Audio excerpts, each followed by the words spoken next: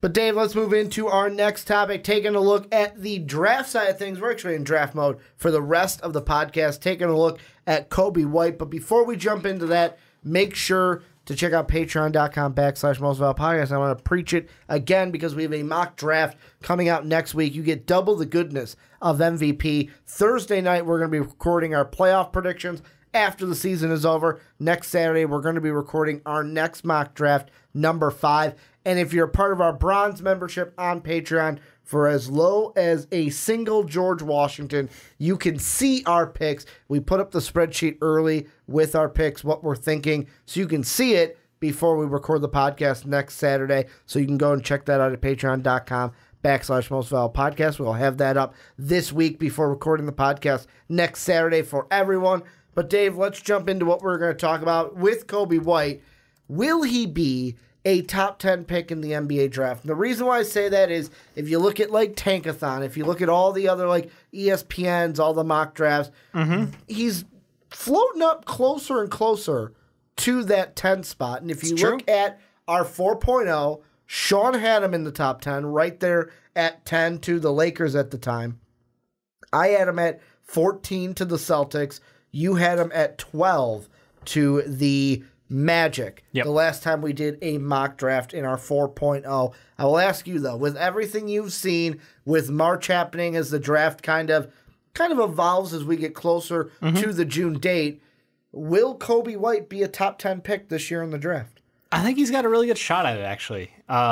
He had a pretty good tournament. Obviously, his shooting at the end was awful from 3. I think he went 0 of 7 in his final game against Auburn. 0 of 7. But the point is, when you watch his game as a whole, he's got a solid shot. He's a good-sized guard at 6'5". We can't wait to get the measurements and the wingspan, see what that officially comes in at. But he's got all the physical tools to be a great two-way guard in the NBA. He was a leader on a team that is known for their veteran presence, and he was able to step in as a freshman and succeed, where his cohort, Nasir Little, was unable to step up into that spotlight. So he's got character. He's worked with one of the best coaches in college, great physical body and makeup, and his shot looks really good. He's athletic. He's quick. Like he checks almost all of the boxes that you're looking for. The only thing that we haven't had as a standout is consistently being the guy on the team. He's had breakout performances though, putting up 34 points, 33 points, scoring in the 20s a couple times. Like he's had those moments where you're like, man, this guy's a standalone monster. But as the year as a whole, I feel like his game has really come along and he's really stepped out into his own. I almost feel like the answer to this question is going to be yes. Not because I think we see 3 point guards go in the top 10, but I'm almost wondering if he will surpass Darius Garland because I'm starting to see it in some places. Like Tankathon, for one, if you look at their point guard rankings alone, they've got Ja, who's their number 2 overall, White, who's their number 11, and then Darius Garland, who's their 12th overall.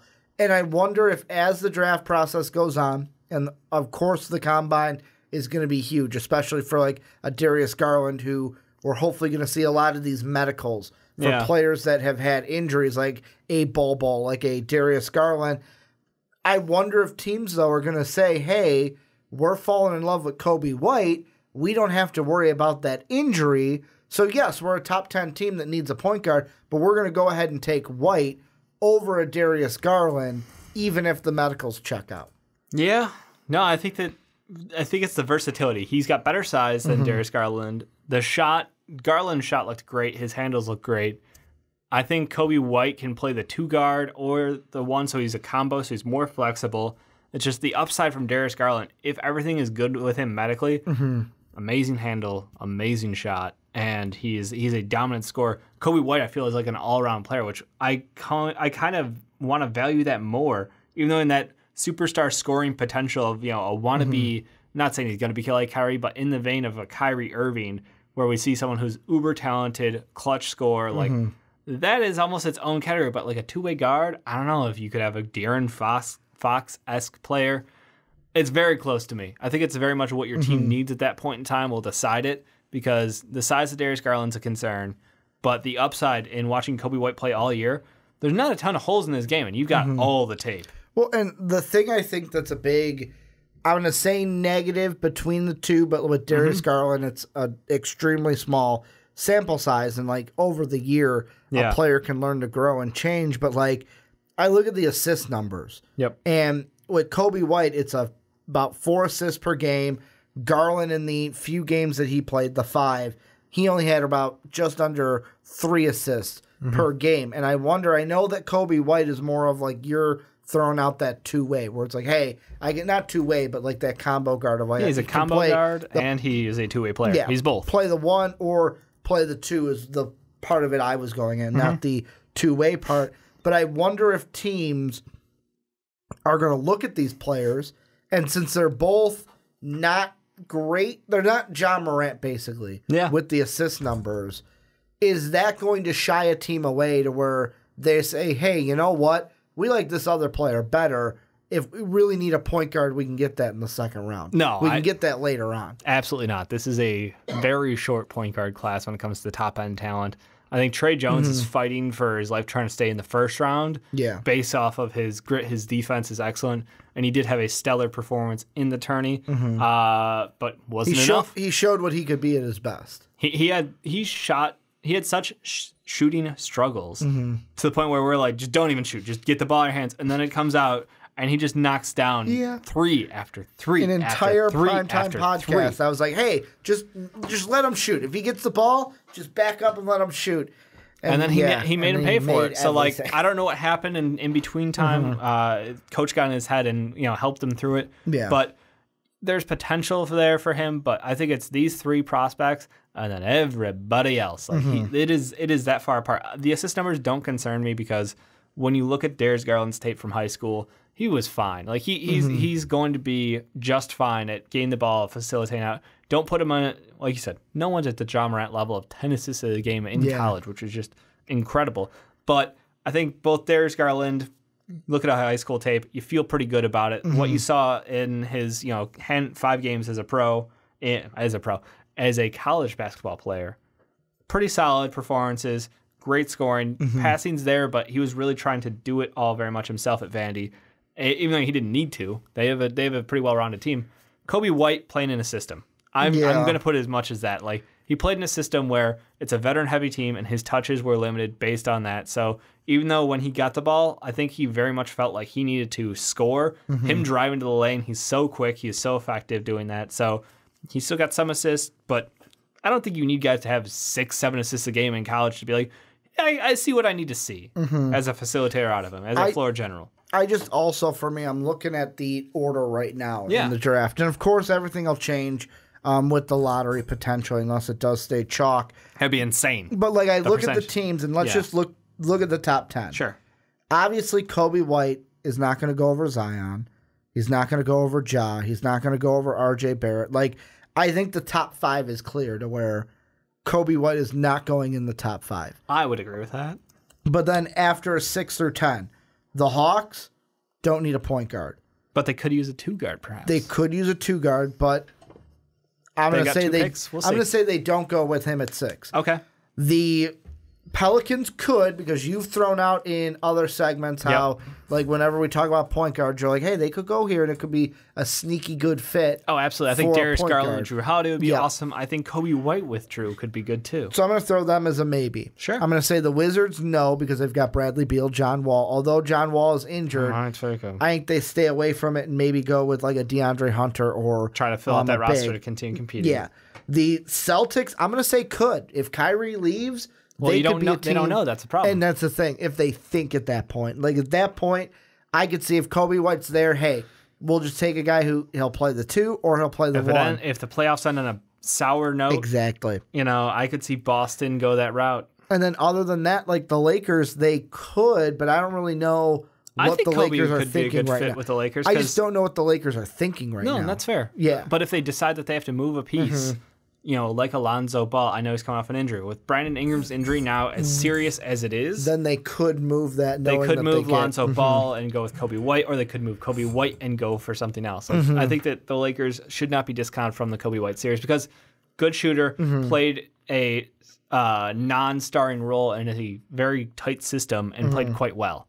So that's 3 teams in the top 10 Yeah. that have a potential of taking him after John Morant's off the board. I'm going to throw out one more. Sure. If the lottery kind of screws us. And thank you, Tankathon. I hit Sim Lottery, and it gave me Memphis? what I was wishing. No, the Bulls.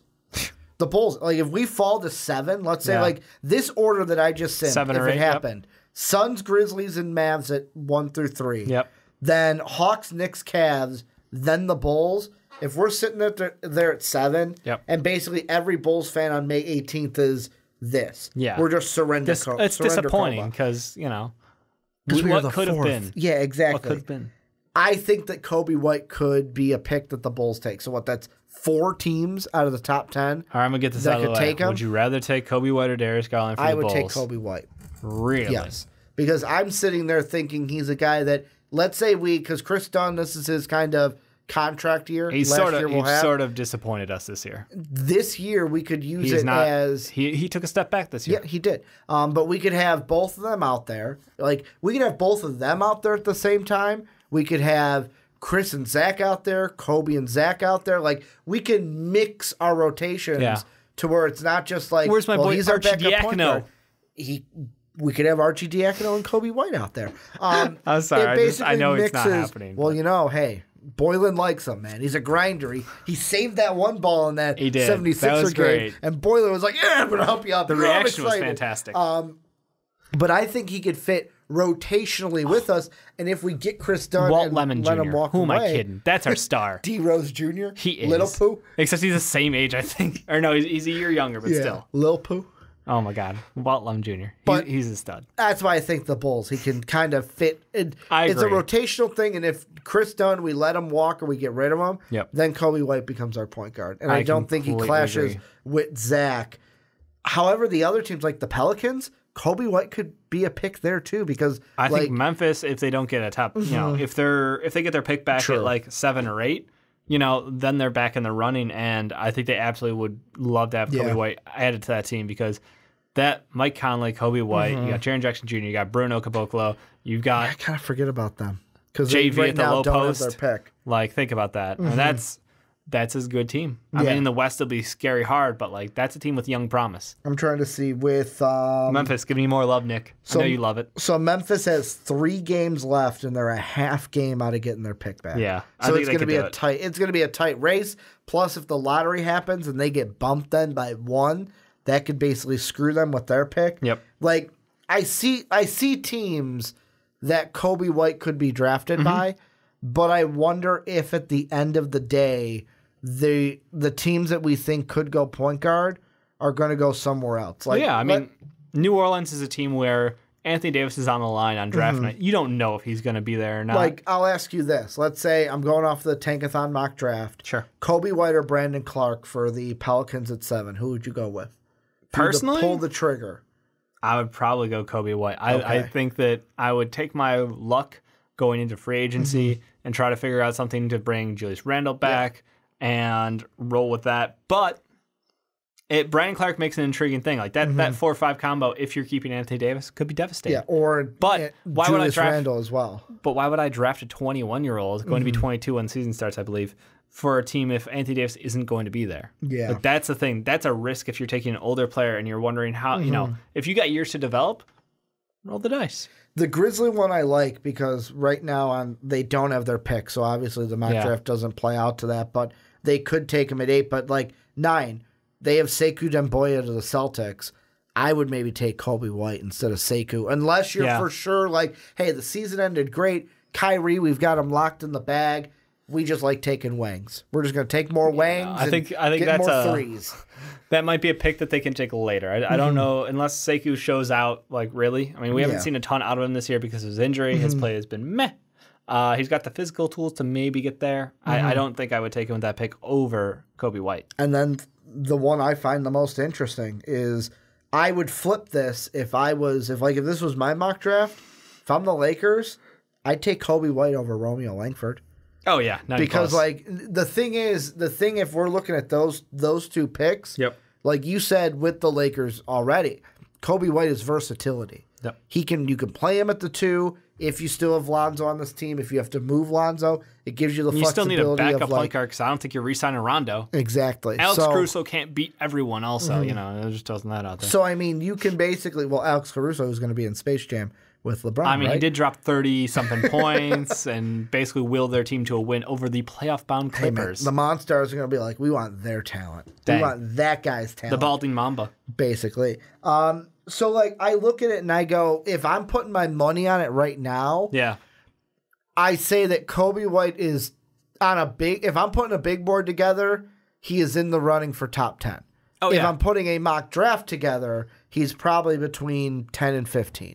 Okay. Like that might seem like a wide range. No, Maybe you I can think put you it have down to. to 10 to 13, but like 10 to 15 is my range to where that's where he's going in a mock draft. Right. I don't disagree with you. I think he was an excellent college player, and if he had been given a team where he could shine as the guy instead of working in a well-oiled system with great shooters from the outside like Cam Johnson, and we might be thinking differently about him. And that's the only thing I'm trying to think in my head is like, had Coby White been given the opportunity of Ja Morant this year where he's working with a different tier of play, but also being the guy, could he succeed if he was on a team, I wonder what that would have looked like.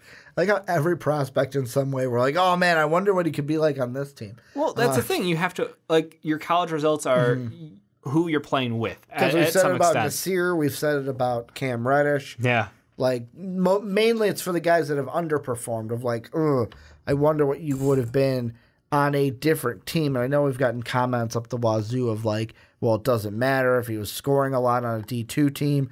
It's like, he would still be the same player. His production would just be higher because he'd be on a team that doesn't have as much talent around him. I want to ask you this, kind of to close this up almost. Is there anything that White needs to do at the Combine to either solidify himself as a can't-miss top 10 prospect or to continue rising? Is it all about the measurements? Is it all about the 5-on-5s and the kind of drills that they're going to do?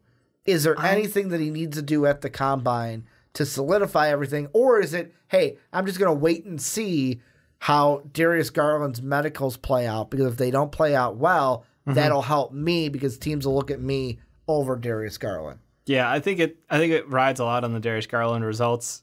He's a smart player. I don't think he has to really do a lot there. His game speaks for itself. He's played a long season and missed a game. Yeah. So I'm rolling with him. Yeah, I'm right with you. I don't think there's anything. If Coby White has a bad combine, that will hurt him more than a good combine helping his draft stock. Because I have him where I have him, like between 10 and 15.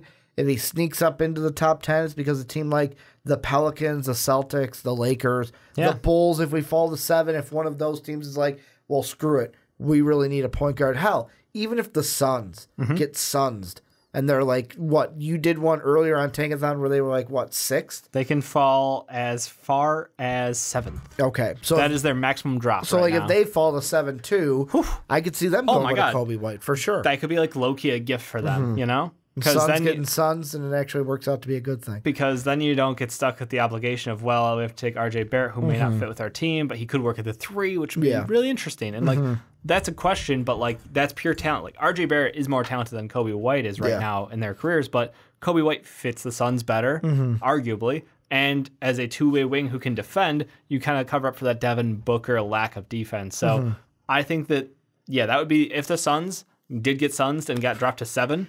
Coby White would be the best possible outcome. Yeah, I feel like for the Bulls and the Suns, if they get We're in the dropped same to boat. 7, it's the same boat. We need a point guard. Yeah. But this is where you guys come in. Let us know what you think down below in that comment section. Will Coby White be a top 10 pick? If he is a top 10 pick, what team is he going to be drafted by? And kind of just your overall thoughts about Coby White as we kind of move forward in this draft process into the rest of May, June, and then the end of the draft in June. Try to say April, May, June. I can't come out right, Dave.